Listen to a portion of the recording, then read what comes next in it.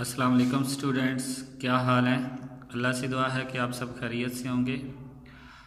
अच्छा स्टूडेंट्स, जिन लोगों ने मेरा चैनल अभी सब्सक्राइब नहीं किया वो सबसे पहले मेरे चैनल को सब्सक्राइब करें ताकि मेरी हर आने वाली न्यू वीडियो जो है, न्यू लेक्चर जो है वो आप तक पहुंच जाए और आप क्वेश्चन को समझ सकें। ओके स्टूडेंट्स, पिछले लेक्चर में हमने मल्टीप्लिकेशन समझी थी, उसका कंसेप्ट मैंने आपको दिया था। आज के लेक्चर में हम डिवीजन का जो कंसेप्ट है वो क्लियर करेंगे। ये सामने आपको नज़र आ रहा है।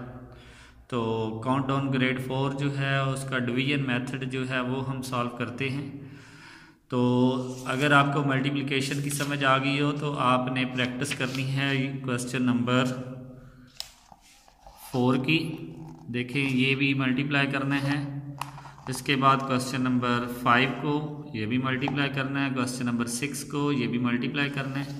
तो आगे हमारे पास क्वेश्चन नंबर 7, क्वेश्चन नंबर 8 और क्वेश्चन नंबर 9 ये हमने डिवाइड करने हैं। तो आज के कंसेप्ट से आपको इनकी समझ आ जाएगी, तो आप इनको जो है वो डिवाइड करेंगे, तो प्रैक्टिस करेंगे। ओके स्टूडेंट्स, चलते हैं बोर्ड पे और डिवीजन मेथड का जो कंसेप्ट है वो क्लियर करते हैं। ओके स्टूडेंट्स, ये 1 डिजिट और 2 डिजिट नंबर तो आपने पहले डिवीजन की हुई है ग्रेड 3 में, कुछ डिवीजन के बारे में आप जानते हैं।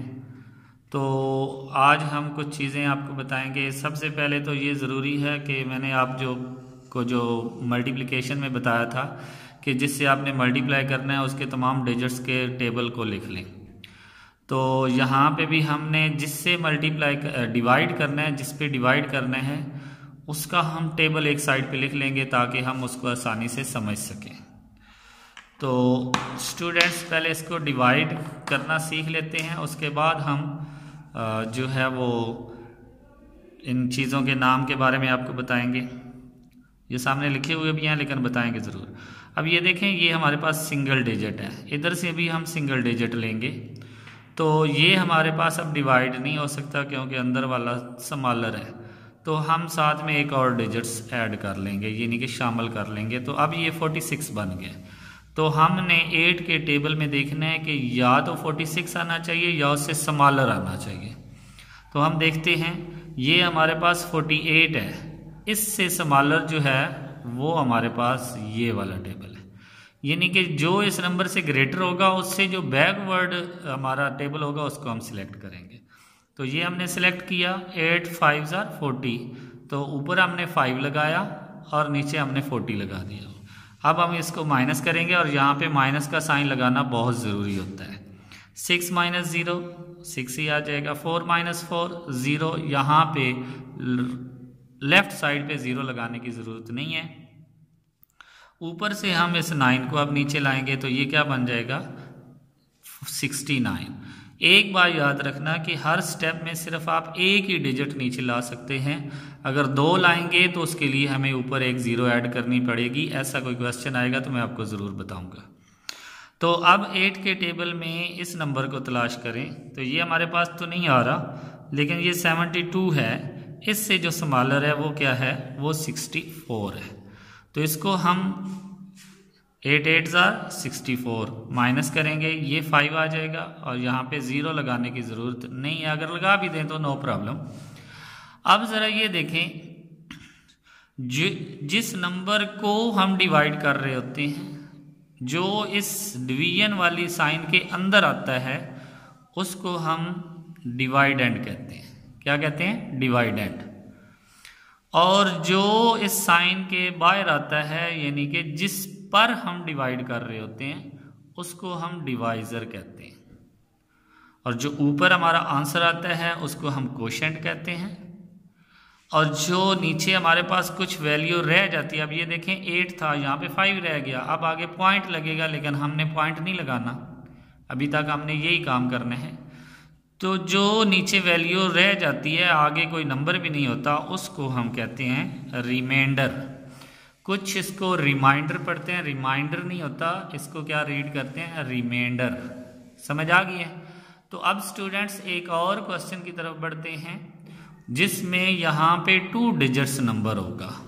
तो ऐसा एक क्वेश्चन करता हूँ, उसके बाद आप इन तमाम क्वेश्चन की प्रैक्टिस करेंगे। तो बढ़ते हैं एक और क्वेश्चन की तरफ। जी स्टूडेंट्स, ये एक क्वेश्चन मैंने लिखा है और इसका टेबल भी मैंने यहाँ पे लिख लिया है रफ वर्क देकर, तो आप भी ऐसा कर सकते हैं। तो स्टूडेंट्स एक और बात समझें कि मैंने बताया था कि आप मल्टीप्लिकेशन जो है वो पेज के राइट साइड से लेफ़्ट साइड की तरफ आते हैं, यानी कि राइट साइड से स्टार्ट करना है। लेकिन जो डिवीजन है वो आपने हमेशा पेज के लेफ़्ट साइड से स्टार्ट करनी है।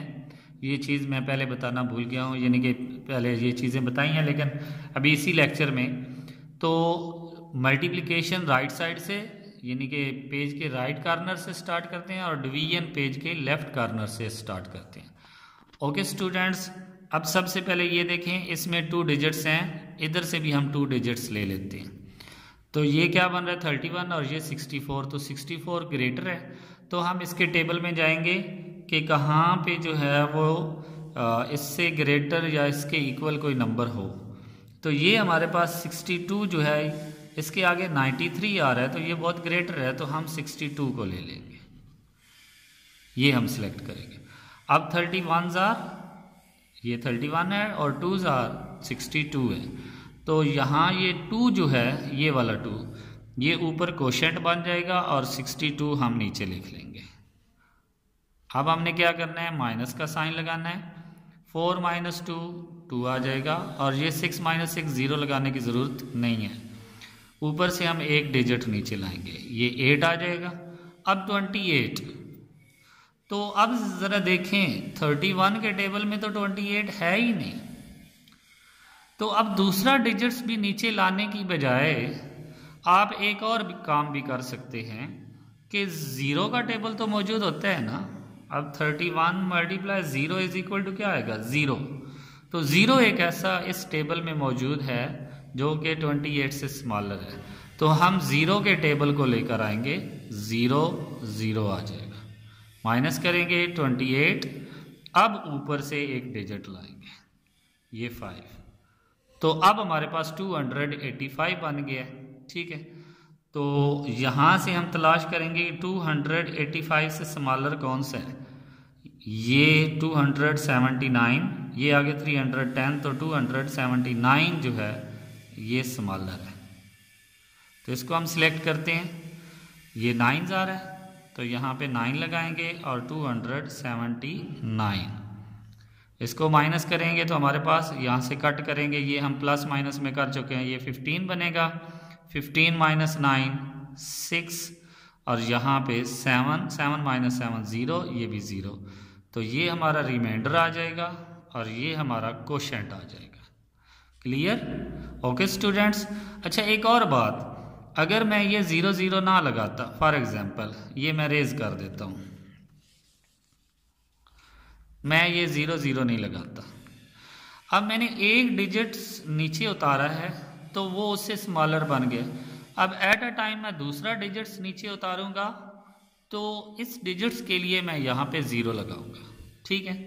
तो अब मैं इसको डिवाइड कर सकता हूँ 279, और ये हमारे पास 6 आ जाएगा रिमाइंडर। ओके स्टूडेंट्स, लेकिन जो पहले मैंने किया है 0 का टेबल भी होता है, ये याद रखना, कुछ बच्चों को नहीं पता होता। 0 का टेबल भी होता है, हर नंबर के साथ 0 का टेबल होता है। तो 0 के टेबल को भी आपने शामिल करना है, और यहाँ पे हम एक ही नंबर, क्योंकि 1 जार तो 31 बन रहा है, एक 0 ही है जो इससे स्मॉलर था। तो वो जो पहले मैंने आपको लिख कर दिया है वो एक परफेक्ट है, उसमें आप मिस्टेक नहीं कर सकते।